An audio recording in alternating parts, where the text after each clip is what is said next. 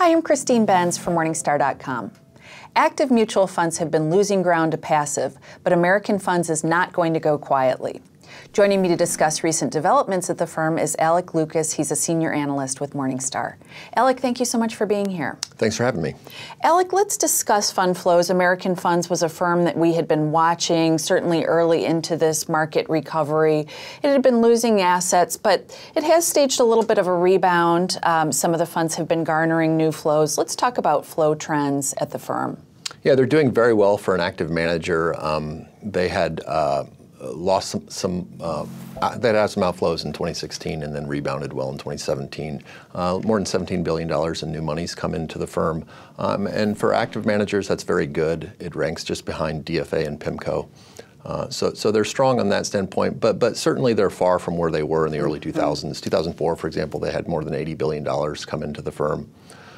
So it's pretty clear that they're taking steps to combat that by, for example, expanding their lineup overseas, by offering what they're calling a vehicle flexible approach. What does that mean? The way that we like to talk about it is it's a replication of their US-based strategies. So they replicate these strategies overseas and offer them to non-US based investors. So it's a way to leverage their core strengths and capabilities. To the extent it's a concern for U.S. investors, it would simply be that's more money pouring into these strategies, and of course the funds are already quite big. And when the funds were growing very rapidly, that was a concern of ours, that there could be some risks to having too much in assets at some of the funds. Is that a concern of yours? It's certainly something that we're keeping close watch on. They have their multi-manager system where they divide the fund's asset base into individually managed sleeves. Something that we don't always talk about, though, is they've also divided their equity operations into 3 subsidiaries. So on their bigger funds, like Growth Fund of America, it's actually split between 2 separate subsidiaries who make their own independent investment decisions. So given the size of their funds, they definitely manage their scale well. That said, there is a limit to the amount of assets that can be managed real well. At any firm, right? Yeah, and that's an ongoing discussion that we have with them about that. Okay. One thing that I know we've been talking about is this idea of American Funds and other formerly load shops now actually being available, having their funds available on no-load supermarket platforms. Let's talk about that, the F1 share class. Yeah, so American Funds has their F1 share classes. Those are no load. They do include a 25 basis point 12B1 fee for distribution, but even with that tacked on, they tend to be below average relative to actively managed peers of similar distribution. And those F1 no load shares are now available on Fidelity, Schwab, TD Ameritrade, and E-Trade. So if you are a do-it-yourself no load investor and you've always wanted American Funds but for the load, well, now you have that as an option. Okay.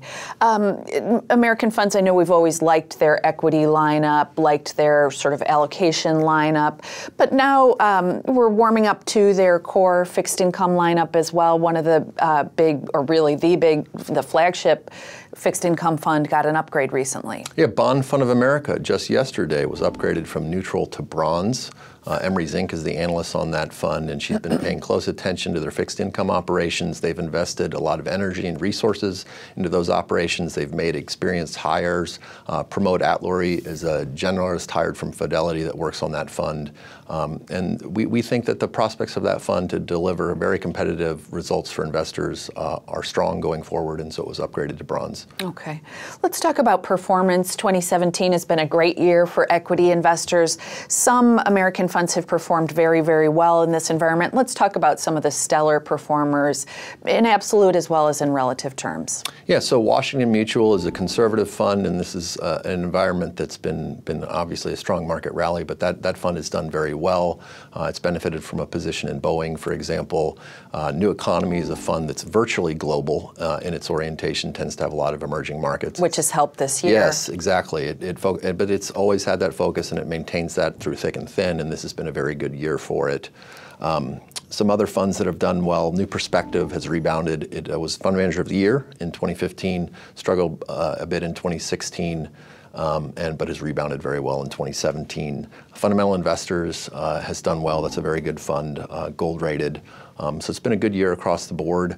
One fund that struggled this year in relative terms is AMCAP, but it's returned more than 20%, and it's a more conservatively oriented growth fund, multi-cap in its orientation.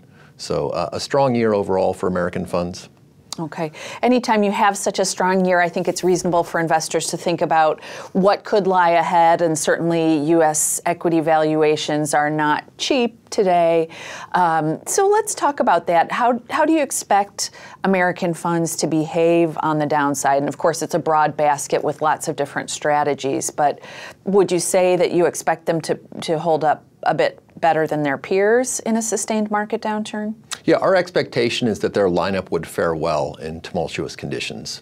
That was certainly the case in the early 2000s bear market, and it was also the case in the financial crisis to a large extent, but not to the same extent in the early 2000s. The firm has a long history, and it's tended to do very well in down markets.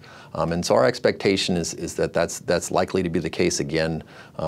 And I think that if you're an investor who's worried about market valuations and is worried about trying to time the market, you want to stay in equities, then you've got very good conservatively oriented options at American funds. Washington Mutual is one. So just a conservative strategy from the get-go. These are dividend-oriented strategies. You've got very experienced managers. Their multi-manager system helps with succession. Fees are low. So it's a very good option. Again, it's now available to investors through no-load F1 shares. Okay, Alec, thank you so much for being here to discuss these trends. Thanks for having me. Thanks for watching. I'm Christine Benz for Morningstar.com.